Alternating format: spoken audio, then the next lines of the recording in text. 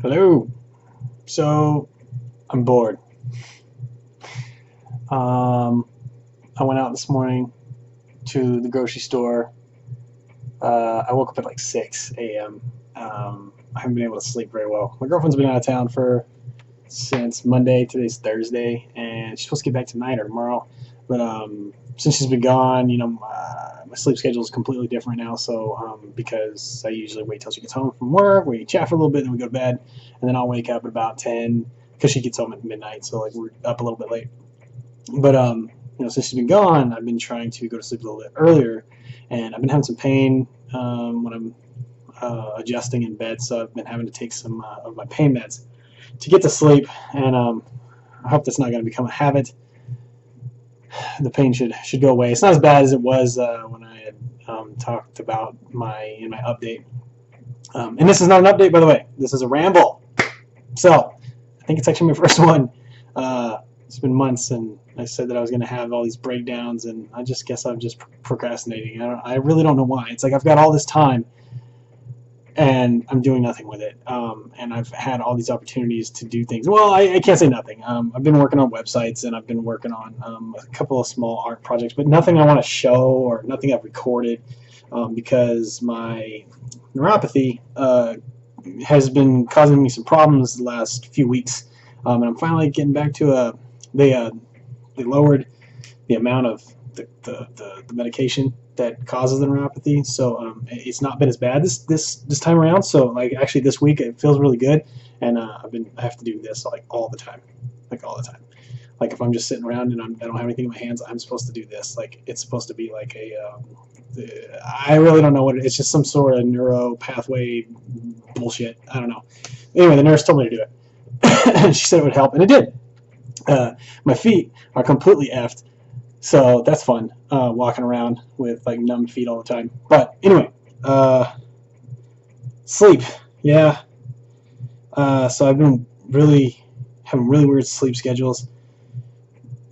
I had really irregular sleep patterns when I came out of the hospital because the first time, because I had nurses coming in and taking my vitals and taking my stuff, my blood draws, and they would like flip the light on and stuff, and they come in, they're like get in my face and try to talk to me and shit, and I'm like, dude, it's like 4 a.m. What are you doing? I'm trying to sleep. I'm in a hospital. I have a cut all the way down my stomach. Don't you think I need rest? I mean, okay, cool, you want to talk, whatever, and this is your job, whatever, but I just found it annoying.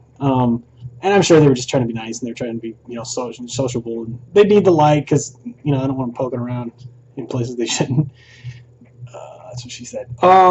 So yeah. I'm familiar with a weird sleep schedule.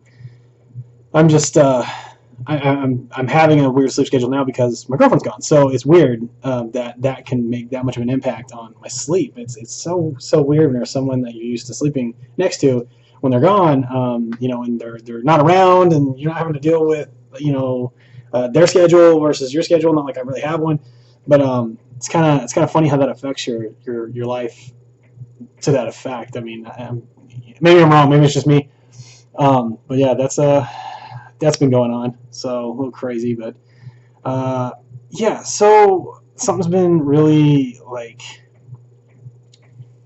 not bothering me, but worrying me about the chemo. So I've been like, it messes with your brain, and the more I read up on it, the more that I'm learning. Like I'm like trying to figure out, when you return to the workforce, should you disclose this information to them? And some say yes, some say no. And reasons for saying yes is because, telling them that you've gone through cancer treatment is because it can mess with your mind long term. So your memory might be shot a little bit, or not quite as sharp as it was. And I'm 34. It's not like it's I'm like 22 and I can remember everything. So I'm afraid of what I'm going to lose long term. So I was looking into that, and one thing that worried me was my daughter, she's 11 and gonna be 12 this year, and she's amazing, and she's so smart, and she's so funny and awesome, and I love her. Not like I shouldn't, but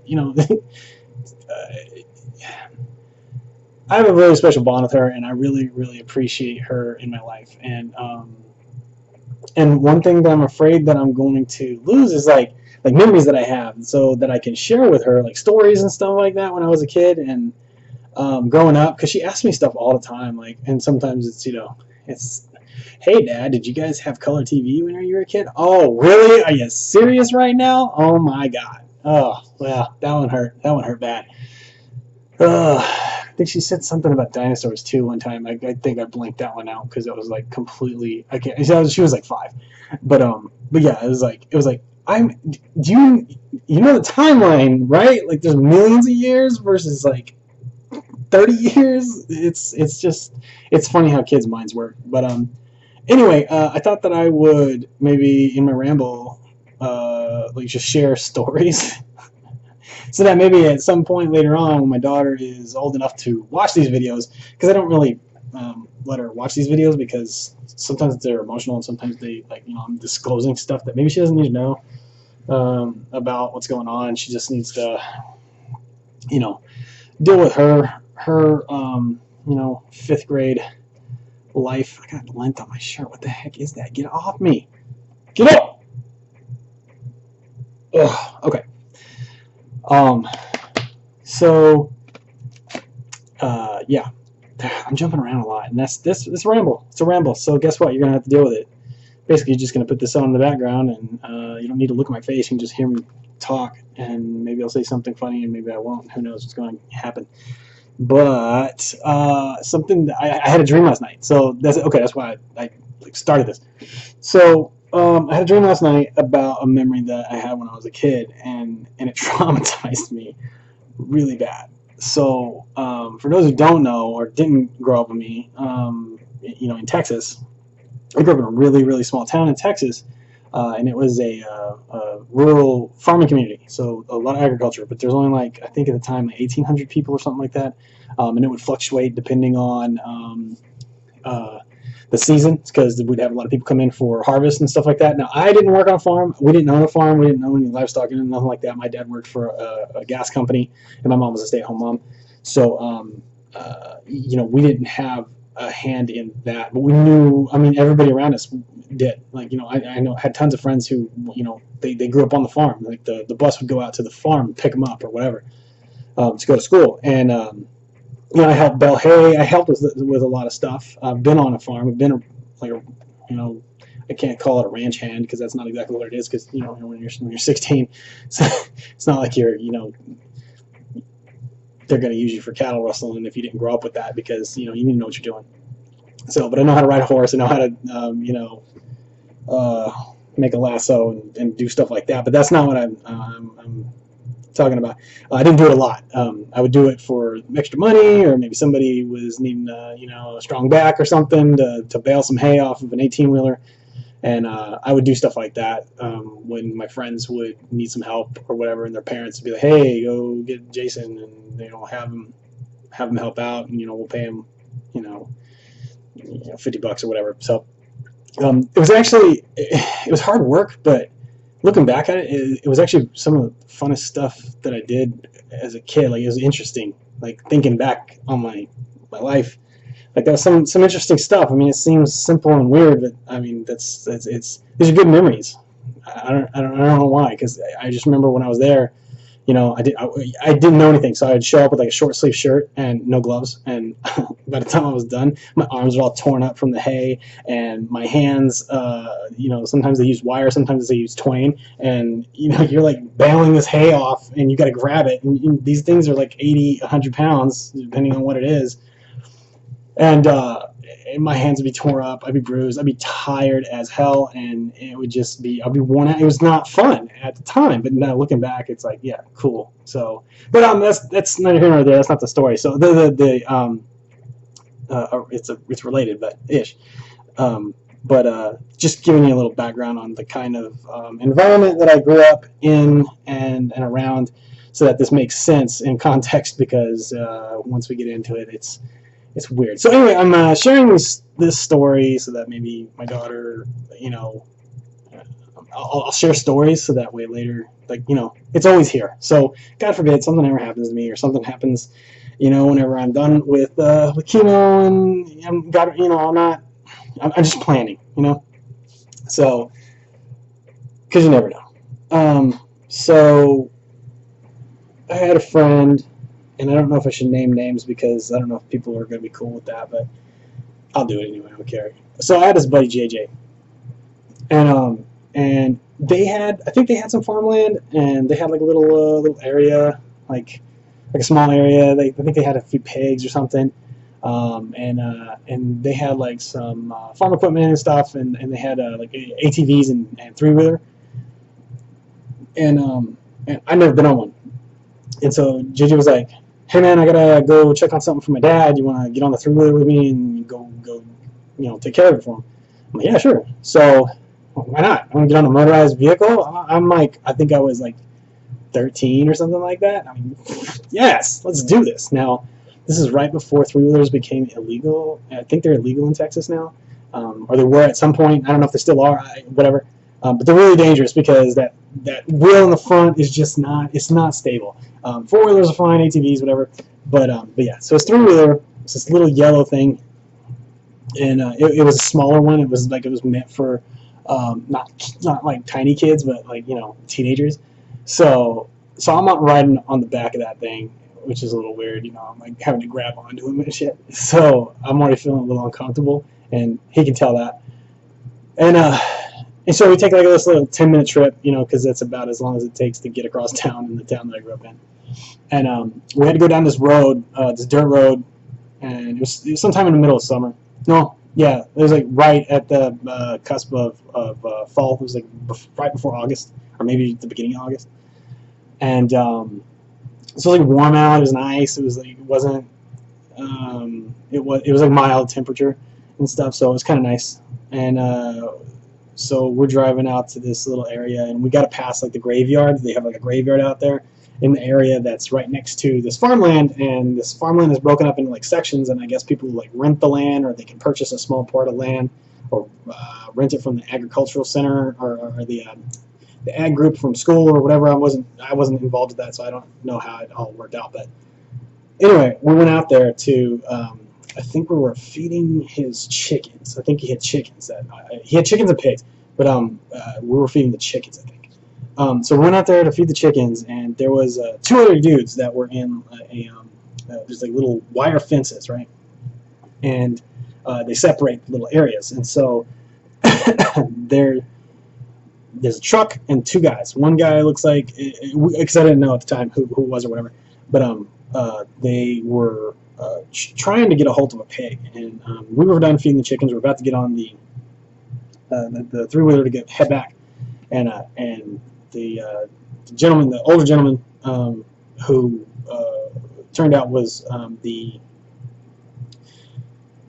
ag teacher, the agricultural class teacher at Mr. Burkhalter, I think his name was. I didn't take the class, and I'm forgetting some things, so memory's not so great. See, this is why I'm putting this out there. So he called us over, and there was another guy who looked like he might be. He was obviously in high school. He was probably senior, and I won't say his name, but yeah, it was. He was a little older, and I think he had not passed senior year a couple times, because he was just a hard-nosed, ruckus, rubble-rouser kind of guy, like not smartest crayon in the box. That makes no sense. Brightest crayon in the box, smartest kid in school, sharpest tool in the shed, whatever. Anyway, take your pick. So anyway, they're wrestling with this pig. So there's like this little weird contraption that's like just like it looks like just a bunch of posts that were welded together, and they're like flipping the pig over, and they're like, "Hey, we need your help, guys, come here."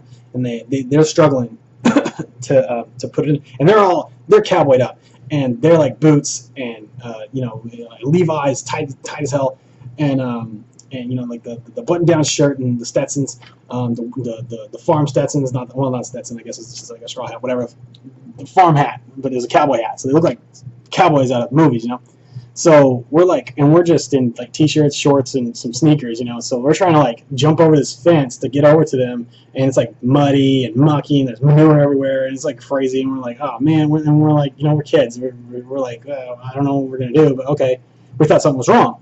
So we jump the fence, we go over there, we help them out, and we're like, we need you to hold one of the legs so that we, you know, the younger guy, he grabbed the two legs in the front near the head, and my friend JJ had one leg and I had the other leg, and we didn't know what was about to happen. So the older gentleman reaches into his pocket and he's like, "Okay, I need you to hold him real still." And we're like looking at each other like, what are they? We thought, because since we knew who he was, we're like, oh, you know, maybe the pig's sick and he's kind of like, you know, doing some veterinarian type duties. He's going to give it a shot or something. It's something. And he pulls out a little tiny, like, one of those shitty little pen knives that you get at like like a convenience store in Texas or New Mexico when you're like just driving through and it's like in the middle of nowhere. And they got those little crappy knives. It's like a fake Swiss Army knife, but it's tiny. It's like a penknife. So it was like a keychain knife. So he pulls this little tiny, like the blade's like that big, and I'm like, what's about to happen? And sure enough, he reaches down around the pig's genitalia, and he just grabs, cuts, reaches in, wraps it, pulls it out. I lost my shit, and I dropped the pig's leg, and he started cussing at me, and I'm like, what are you doing? Why? I had no idea. I didn't know that this is part of, you know, agriculture. I didn't know that this is part of something that you do, because if this pig is going to go to slaughter, and they're trying to keep him from breeding with the other pigs because they don't want more pigs. I don't know why. There's reasons, but anyway. Yeah, so he's totally cutting this pig's balls off, and I'm completely mortified. I don't want anything to do with it. I'm like grabbing the leg, not looking, and it's just like, I'm just like, get it over with, get it over. And as soon as it's done, I drop it. Me and JJ run. JJ's the same way. He's like, nope. But he kind of has been around stuff like that, so he was a little more calm about it than I was. We were both like, fuck this, we're out. Oh, I just dropped that F-bomb. Anyway, yeah, we ran, jumped over the fence, got on that three-wheeler, and hauled ass all the way back to his house. And I almost threw up, but like we couldn't believe it. We told everybody we could, you know, that was around. I was like, well, dude, oh my god, we were out there, and you know, like told them the whole story, and everybody's like, you know, they're like, so what? Like that's like no big deal to them. So they're like, whatever. But to me, I'm like, this is the weirdest thing that's ever happened in my life. I can't believe I saw this. It's crazy. You know, my parents are worried about me playing too much Mortal Kombat, and I'm over here cutting pigs' balls off. No. So, anyway, yeah, I've got a lot of stories like that, and I am just sharing them. I'm not going to post this anywhere on my Facebook or anything like that. I'm just going to put it on my channel. I don't know if I'm even going to make it public, but these are just for me, really. So, getting it out. I just thought it was funny because I had a dream about that last night with my jacked up sleep schedule, and I woke up at like 5 a.m. I tried to go to bed at I want to say 11, and I ended up like not being able to sleep until 1 o'clock, and then I went to sleep, had that dream, woke up at 5, and then just laid there for an hour, and I'm like, dude, I'm glad I remember that, you know. So it's just like crazy. I've got a lot of weird stories, and so yeah, I think I'm gonna share these, see how they're received. And it's funny to me. Like I look back at my life, I thought it was so boring, and really I've got like a lot of crazy shit that's happened. And now that I look back at it, and you know, I want my daughter to know that these things happened. I know it's kind of weird because like, why would I tell my daughter a story about me helping some guy cut a pig's balls off and freaking out about it when I was 12, when I was her age, and you know. I don't know. I just wanted to know me. So, maybe it'll explain some things about Dad when she gets older. And she's like, oh, okay, well, that's why my dad was weird. So, because he's a little effed up in the head. So it wasn't the chemo. It wasn't the cancer. He was messed up long, long before that. So, all right. So 20 minutes. All right, that's a long time. Yeah. Hope you liked the story. I did.